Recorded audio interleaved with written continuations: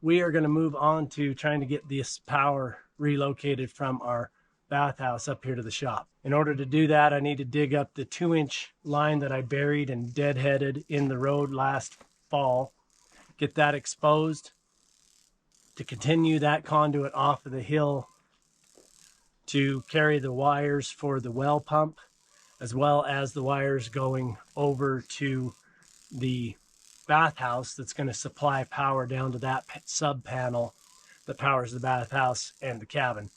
So we're going to get all of that conduit put in and pull those wires. We'll probably pull the supply wires as we go, and hopefully be able to get that all down there today, buried back up, make the wire connections, get it all connected up on that sub panel, move the batteries up here and move power.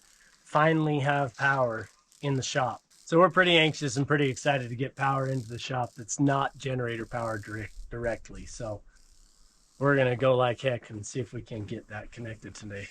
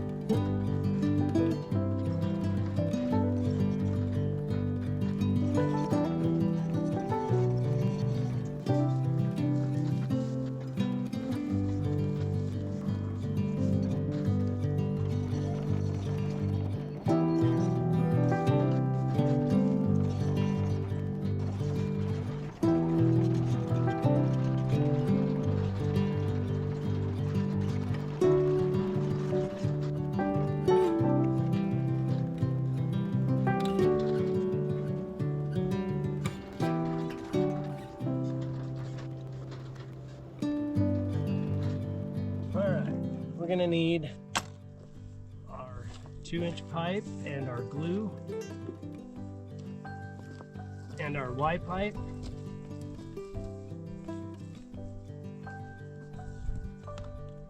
And then a whole bunch of 1-inch.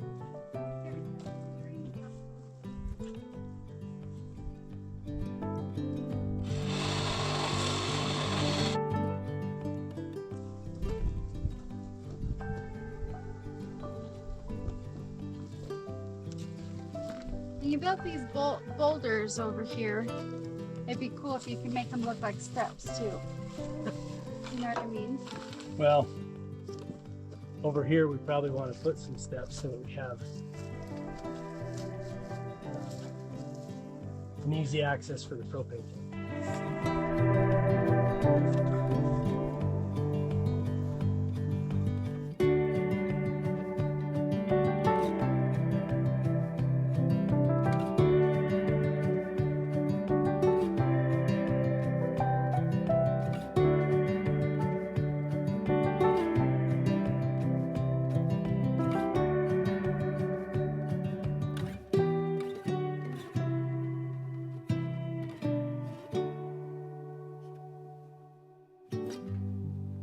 Marcus is gonna push in like a fish thing to take all these wires, and he's gonna pull it down. So he's gonna pull it up for me, and then I'm gonna call him when I get it, and then I'll give him the other wires, and then we can pull it through. So anyway, so now I'm just waiting for, you can hear it pulling. So it sounds like you're pretty close. Ought to be starting to get pretty close. Yeah, I could hear you. I can hear you. You're like right there.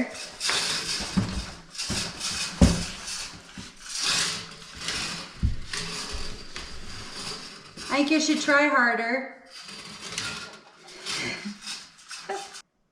I I could see it when you go to have it up. Do that again. There it is. I could see it. I can't fit my fingers through it. Yeah, I could see it clearly.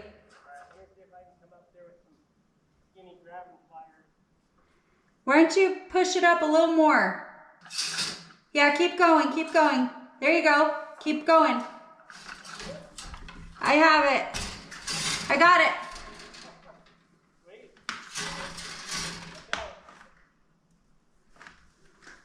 You know how to hook that? No. Tell me what to do. I could hear you.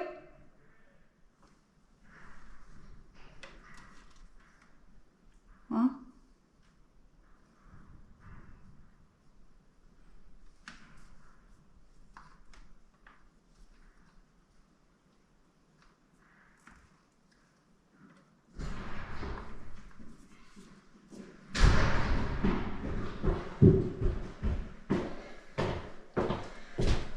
Okay. Let's switch spots for a second. Is this gonna let go? Yeah, you're fine.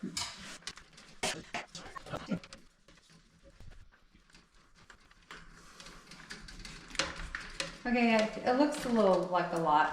It is, but you don't get a second chance. If that comes off halfway through, you have to start over. Oh, okay. So you definitely want it to stay put. Okay. Okay, and we've got it like threaded up so that it has kind of a ramp here. We want it Okay. to pull through easily. Okay. So that's the whole point when you tape it, is you got to make sure it goes from this to this without any hard shoulders catch points. Okay. So that if it catches here, it will just keep sliding past. Okay.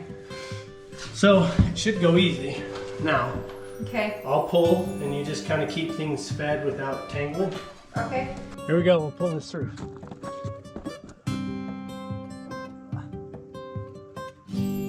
Okay, here we go. Okay.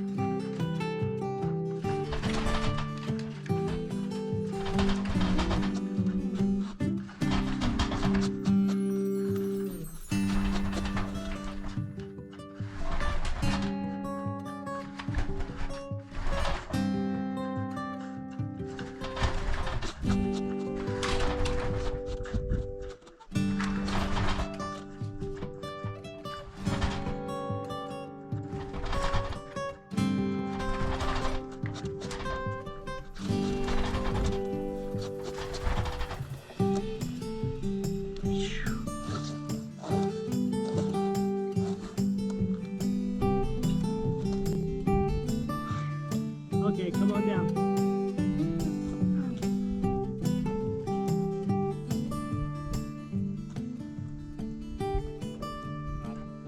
Was that a hard pull? Yeah. That was working. I think we're gonna want to pull it out while we don't have the resistance of the extra pipes. We're gonna want to pretty well pull it out to the length And then tuck thread it it in. like beads. So you want me to do that? I need somebody to stand on this to keep it from moving, and then we'll start pulling it, and then I'll need help pulling as we get really long. Okay, Logan, come on You want down. Logan to come and stand on that, and you can help me pull it out? Or what do you want to do? Who do you want to do what?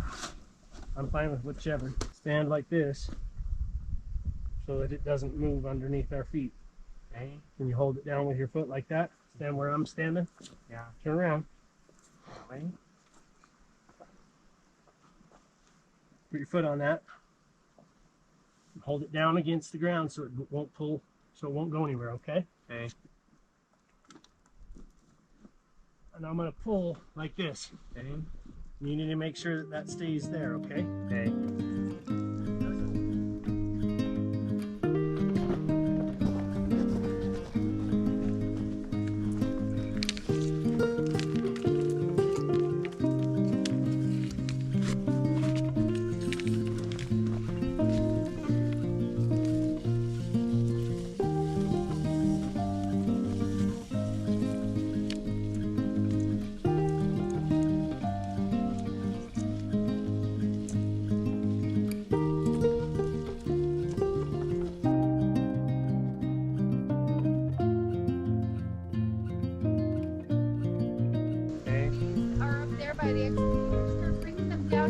mark, okay?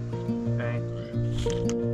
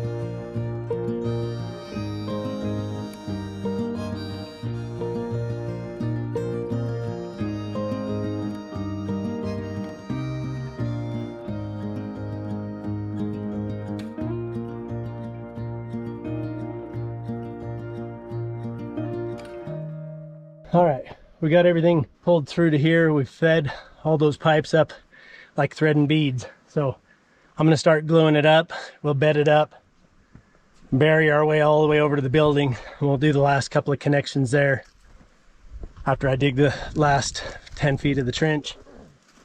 But we'll bury this over before we go dig that on our way there. It's hot out here and the batteries on these cameras do not want to work as hard as we do. So we got it backfilled, connected, backfilled down the shoulder. I left that much of the pipe remaining out so that we could make the connection down here. We come down and dug the trench, so now I got to stuff one more full length onto that conduit, glue it, and then I'll put a bend in that one as it comes down and transitions. Then I'll see how much length I need to make it come out, make the 90 and come up the building into the bottom of the panel. I want to do that before I quit tonight. Make sure I have everything I need to connect into the bottom of that panel.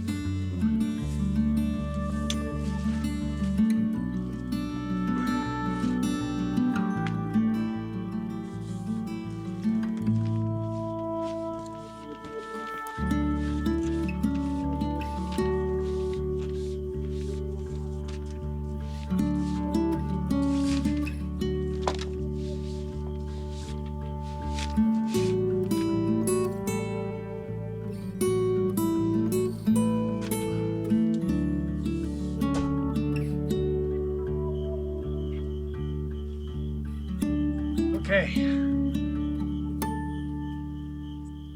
I have an existing hole on the side that has wires through it right now, and those wires are coming out, so I've lined this up to go into that same hole so that I don't have a hole to have to cover and then a new hole to make in the box. So I will get that there. This gets me up with plenty of wire to make my maneuvering inside the panel and make the connections. We're gonna have some dang power in that shop finally. That's gonna be really, really nice. This wire allows us to serve power down from a main breaker up there to this sub panel to provide power to the house and the bathhouse, we needed to get this conduit in and that wiring down here. And that's been our reasoning for not moving the power yet. All of our battery and inverter systems and everything is inside this bathhouse. So rather than moving that out of there and not having any power to the buildings that we live in, now that it's here, I can wire it in as the service lead for this sub panel. And then we can move the inverter and the batteries and the solar chargers from here up into the battery room. So now we're there. It's late, I'm dirty, filthy, sweaty. I'm gonna take a shower, eat some dinner, enjoy the sunset, call it a night.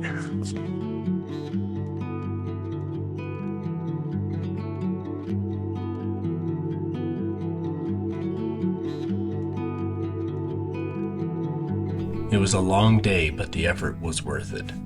The next day would be spent making the connections of this new wire, as well as relocating all of the components to bring our power system online in its new location in the battery room of the shop.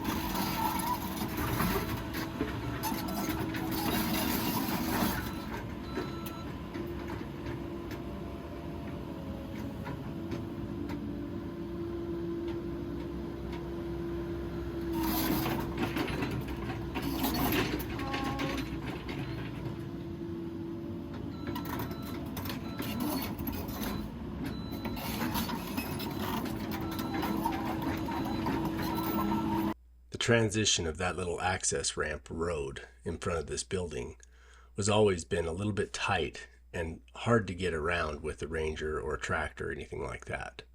It was originally just intended as a walking path and not much else.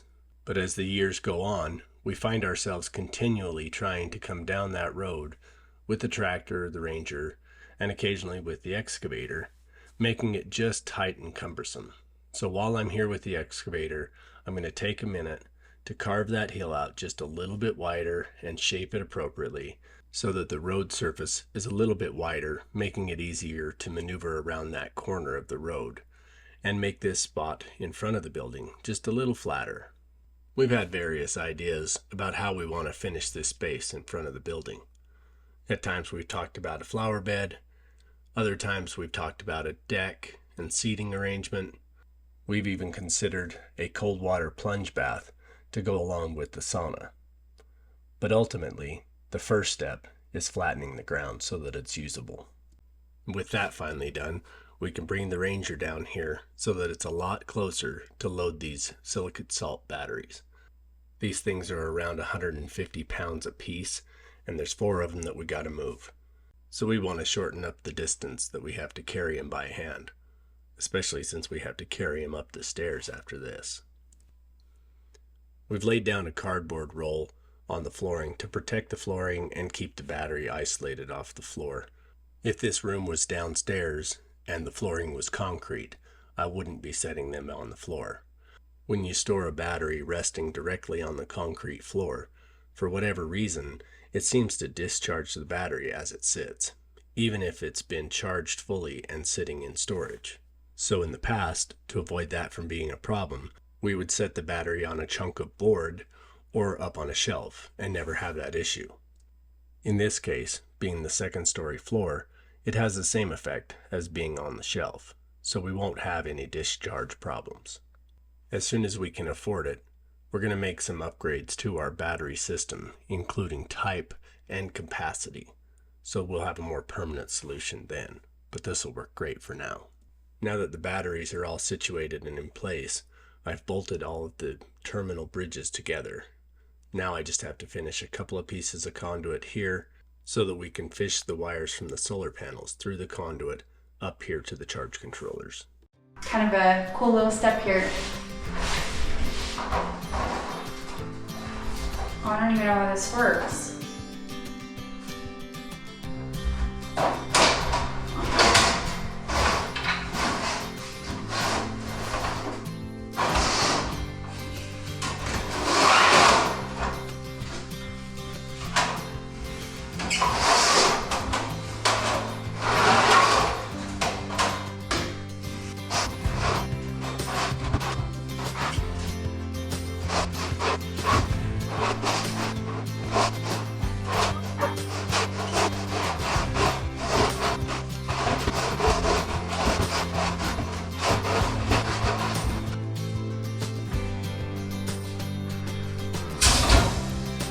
You scared me.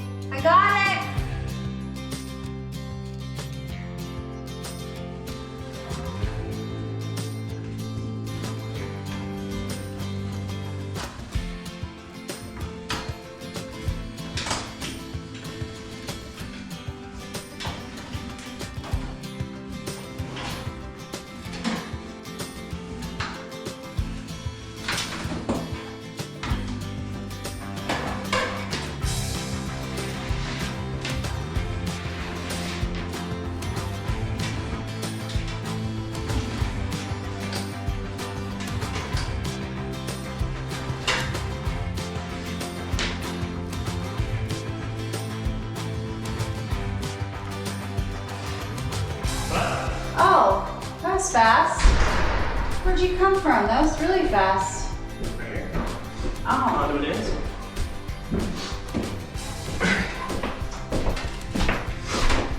I was like rolling the boat. That was so strong. You would have been so proud of me. Yeah, I was proud of you. Look at all this wire. Oh. Sheesh. So is this gonna go like up here and connect there or something? Yep. Okay. Precisely. So why do we have two of these though? Because this one's already maxed out with the panels we have. Oh, so when we add panels, To add. you're gonna add a different thing? Goat shelter will go to one, and The rest of will them? go to the other. And then when we get 6 more online down there, we'll need another one. Really? Yeah. Moving this large inverter from down at the bathhouse up here to the battery room was quite the task. That thing weighs a solid 200 pounds, and it's a lot of work to muscle it into place. Thank goodness it comes with a hook plate that gets bolted to the wall first, carrying the weight of the inverter while you finish fastening it to the wall. As I'm making all of these electrical connections and such, I have an app that I downloaded that's it's available for free on any device. It's from Southwire. They're just one of the largest wire manufacturers. And they have an app that's available for download that is a voltage drop calculator. And it allows you to plug in all the parameters and size the wire appropriately. You can put in for an AC circuit, select your voltage, if it's 240, 120, 208, 480, whatever you're doing, whether it's single phase or 3 phase. Lots of parameters that you can check out. And then you can plug in the distance that your wire is going to be and the current draw that you need at the end of the wire. So you plug all that in, and it tells you the size of the wire that's required to be able to carry the load with the maximum 3% voltage drop. I always reference that. It's just the right sizing of the wires is really critical. That's the whole point of breaker panels and everything like that. The breaker's designed to protect the wire. You know, people think, well, the breaker's there in case something happens with the appliance, or in theory it is. I guess in practice it kind of is, but the idea is that wire is going to pump out and it's going to pull as much power as it can possibly pull until the wire melts down.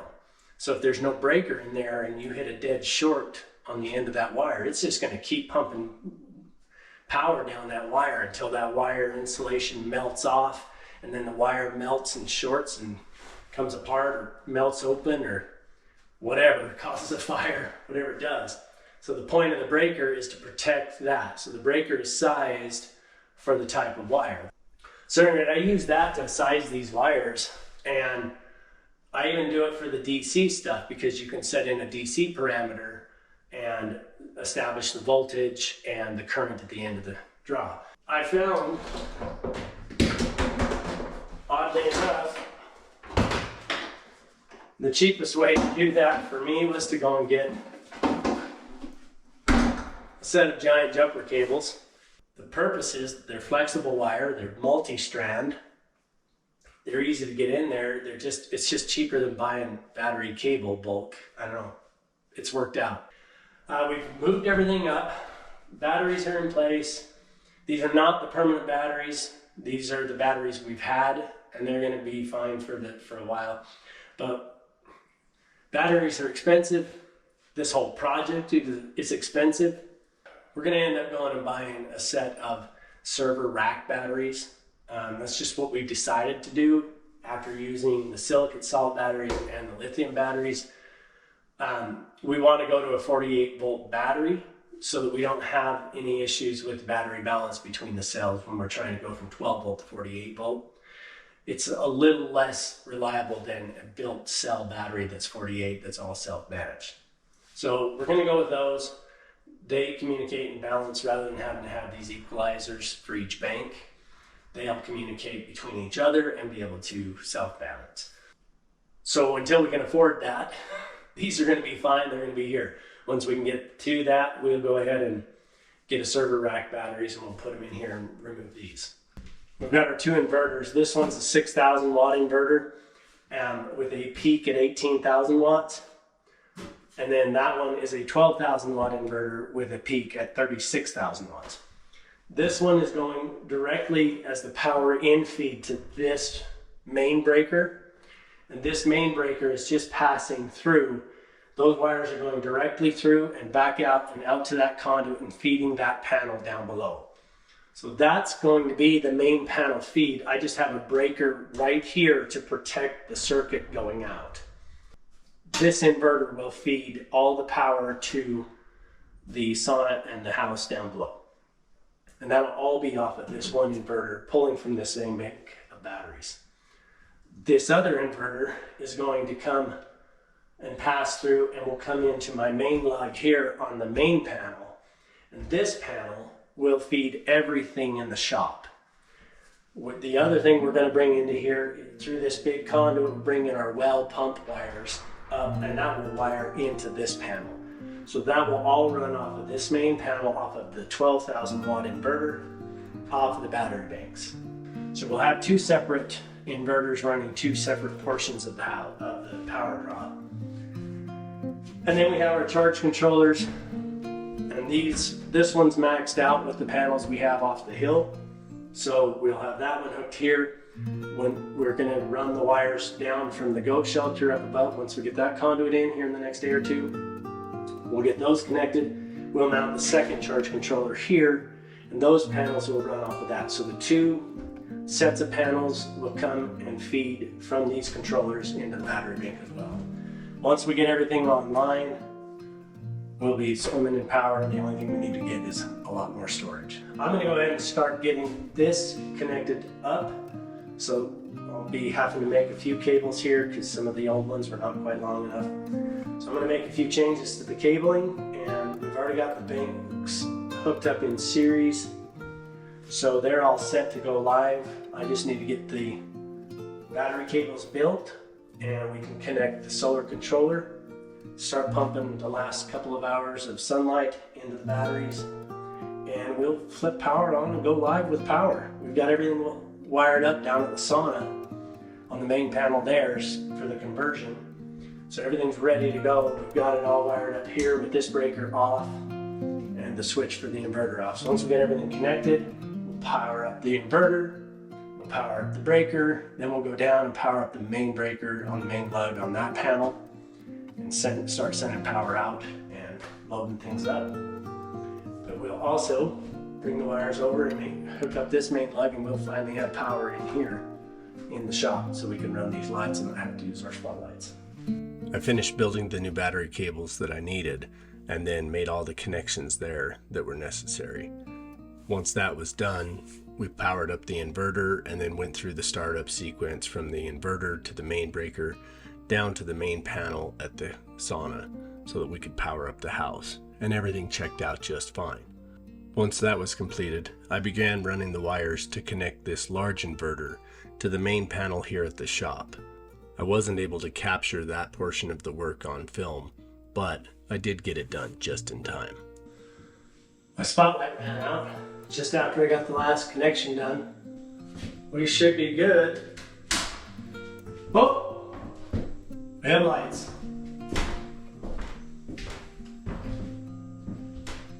Bang.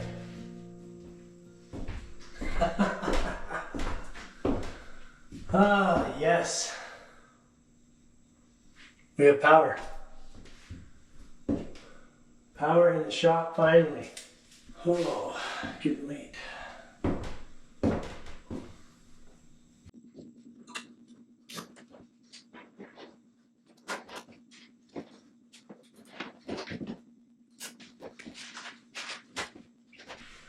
I'm getting tired. So, Let's just wrap a couple things up and get out of here.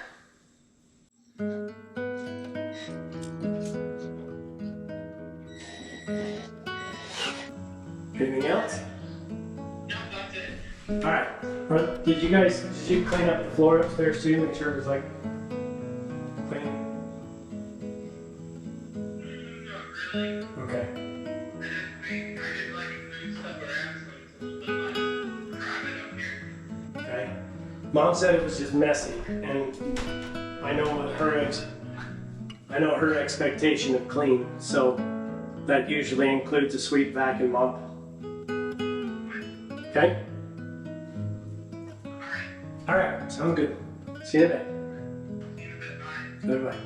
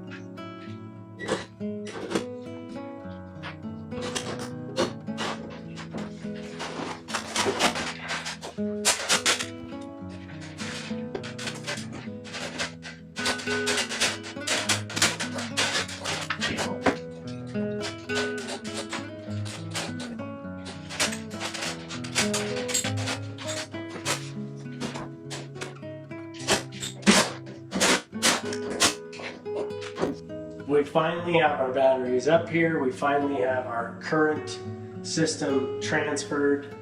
So we're still making the same power we've been making off the same panels, transferred up to here. The current batteries we've been using are here. And the current inverter that we've been using now powers the shop. And the smaller inverter now powers the house and the bathhouse. We're good. It's late, it's dark. Our panels have stopped charging. But I got lights in here now. Man, that feels so nice. It's nice to have this system moved. We can really get started making use of things here in the shop. I just came downstairs from upstairs after having the power connected and stepped outside. It's much cooler outside right now. And there's some smoky haze from some wildfires somewhere.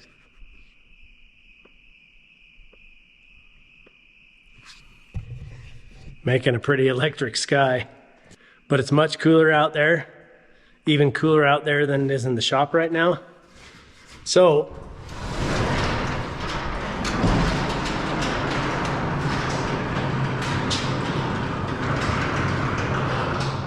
I'm gonna take advantage of that. And take advantage of having this power connected in here finally. Maybe even pop open a couple of windows. I'm gonna move some dang air in here real quick.